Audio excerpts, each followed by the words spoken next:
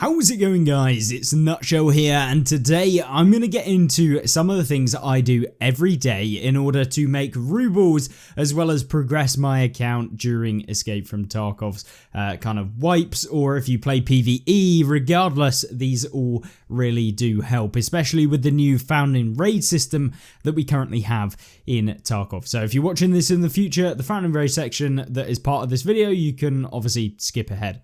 But either way, when I first get on every single day, there are a few things that I'll check, and I wanted to showcase them because they are probably one of the easiest ways that you can get yourself some free stuff, make a ton of money, or just simply complete a ton of tasks very, very simply. So first off is tasks. Now, most people, for an example, there is quite a few different quests that get given to you every single day. Obviously, these are daily tasks and you can complete them in order to get a ton of XP, which obviously increases your level super quickly, and the higher level you are, the more XP you'll get for the task. For example, one of my dailies is to eliminate any PMCs with a left or right leg shot from a distance of more than 35 meters, and I will get 4 and you have to do that 4 times and we'll get 50k XP, which is a pretty substantial amount of XP, alongside giving us 0.03 therapist rep. So it's pretty self-explanatory, but focusing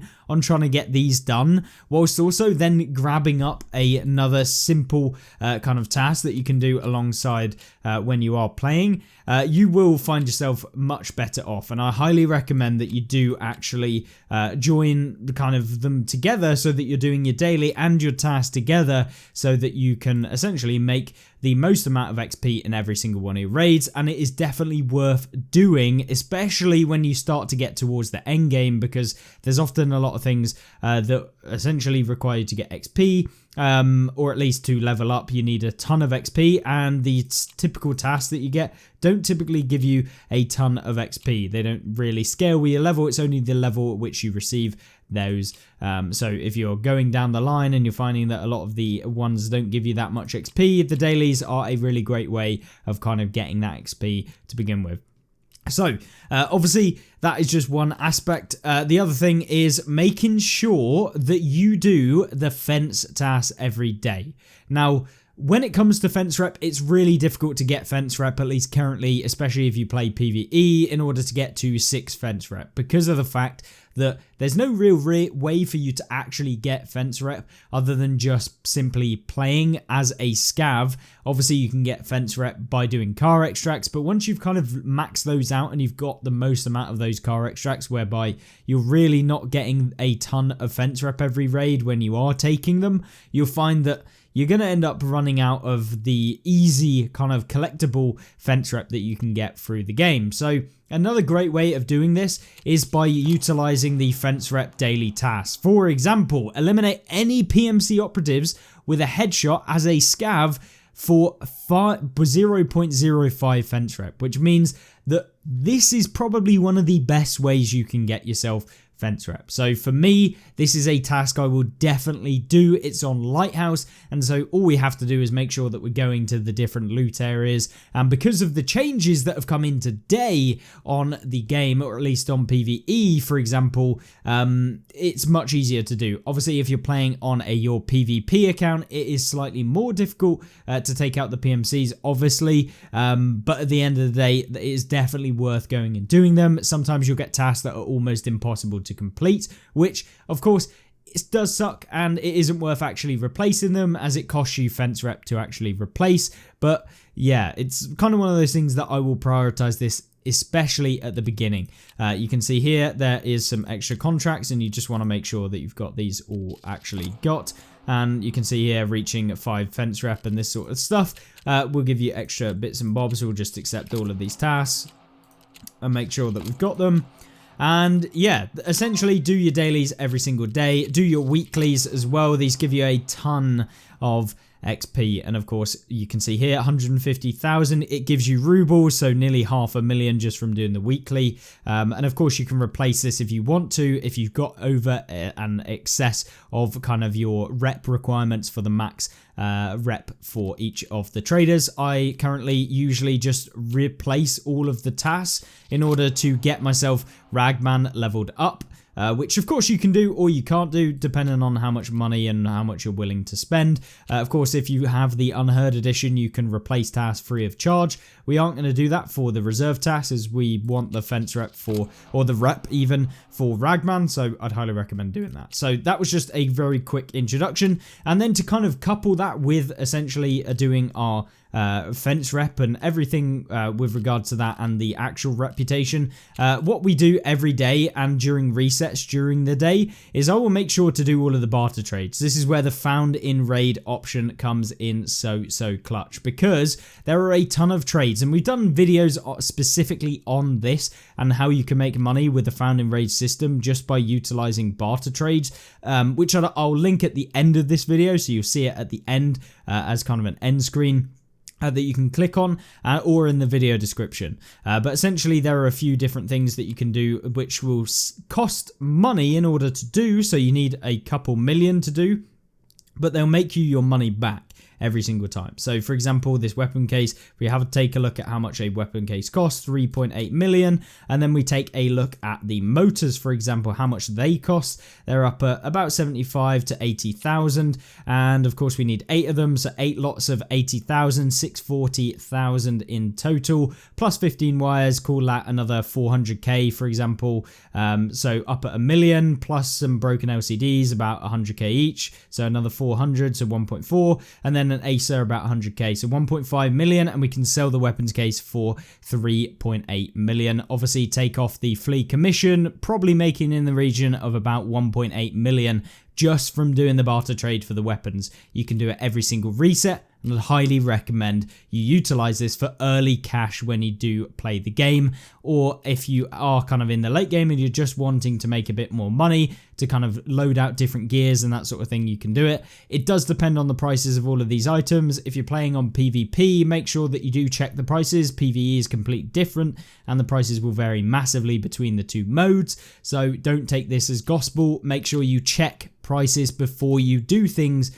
Don't just use exactly what I'm saying here, but you can do it for things like the sit case, for example. Sit case right now 8 million, and the paracord's probably in the region of about 400k, oh no, 200k. So you need 12 of those, 12 lots of 200k, 2.4 million. Duct tape, and nails, probably add a million on for that, so 3.4 million. You're making about 3 million deducting tax for doing the sit case, and that's super simple, super quick to do, and in about 10 minutes you can do all of these barter trades to make a ton of money. Sometimes you can actually make item cases, thick item cases, for cheaper than what you can sell them for. The thick item case sells, I believe, for 19.7 million rubles, which if you can buy all of these items, for example the defibs, the LEDXs, all of that sort of stuff, all together for less than 19.7 million, you can actually make money on these. But of course they're quite annoying to actually do, especially when it comes to the moonshine barter,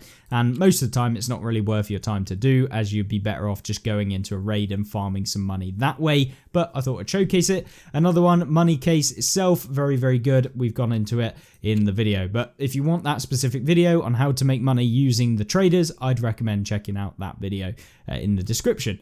As well as that sort of thing, we obviously have the Hideout. The Hideout is one of the best ways to make passive money every single time that you play Tarkov. One of the best ways that I'm making money on PvE right now is just by simply running intel folders. Intel folders right now currently sitting at about 200k, or they were, and of course intel folders are quite renowned for being a bit weird. They're currently sitting at 300k right now, so they've gone up quite a bit. But if we get the items, unfortunately we don't have enough space in the stash, so a little bit unfortunate there. And I could probably sell some of this sort of stuff, which I'll do. But essentially you want to be doing your intel folders, because a lot of the loot that you do get from them, including keys, this sort of stuff, it is worth quite a lot of money. BSG servers being absolutely terrible on the release of the brand new update, which is Always fun, but we'll list it up for 55,000, something like that. They usually do sell, and hopefully there is enough space for us to claim our scav case. So I made a bit of space. We managed to grab them. You can see we got a shared bedroom mark key, which is about, well, it was about 1 million. Concordia security room key. We got a mule, all of this sort of stuff. Very, very good. And of course you can get red key cards as well. So we'll just keep rinsing these every single day, and it is super simple. The BSG servers really are terrible today, and of course we've then crashed. Not only that, if you play PvE, it is worth getting your Bitcoin leveled up to level 3 if it's possible for you to do that. If you're a low level, obviously you can't do this because you need to get all of the rep and requirements in order to get this. But of course, upgrading your Bitcoin to level 2 is really good as well. It's a very big outlay cost to begin with, but it is worth it in the long run, and does significantly reduce the time required to get a Bitcoin in its entirety. I've been farming Bitcoins for a ton of time, and it's made me so much money, probably getting close to actually making my money back, even from putting in 50 of those graphics cards, which of course you can take out and sell on the flea as well. So they're 2 million each. I bought them for about 800k when I did actually first start playing PvE, but of course that depends on whether you can warrant spending, you know, 100 million on upgrading your Bitcoin farm. It's something I did, and of course you can always sell the graphics cards anyway at the end of it, so just be aware of that.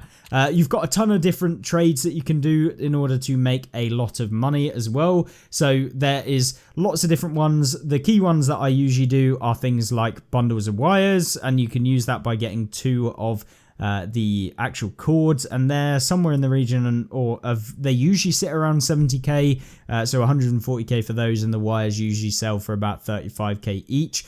And so you're almost doubling your money when you do a bundle of wires usually, and of course prices are slightly different at the moment due to the server and it being a bit crappy at the moment, but yeah. Then we've got ourselves med station. You've got all sorts of ones, and I've done a video specifically on making money using the hideout, so I will link that at the end of this video as well. Water collector, boost generator, etc. Then, of course, when we comes to leveling up your skills, one of the best ways to level up your hideout management, which is really important in order for you to increase the kind of crafting level speed and all of this sort of stuff, so you can essentially get through as much of the hideout as possible. You can do this by making use of your generator. Not using solar power can actually be quite useful for you, because it increases the time of or decreases the time to complete or get rid of one of the fuel tanks, which will increase your XP output. But for me, I'm not too bothered about it, and eventually we'll get ourselves leveled up. But for optimal, you don't want to upgrade your solar power, which means you can't get the Bitcoin farm level 3. So, you know, it's a bit of a trade-off there, but it's not really too much of an issue on PvE.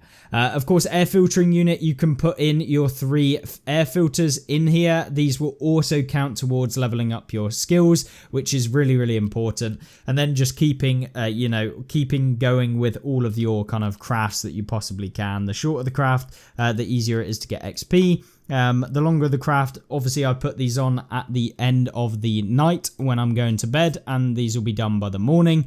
And then making sure that you do build the gym as early as possible so you can level up your physical stats, as this is one of the best ways in order to get your endurance, strength and all of this sort of thing leveled up massively, as well as making sure that you do upgrade your hideout. So whenever you can, make sure that you do that.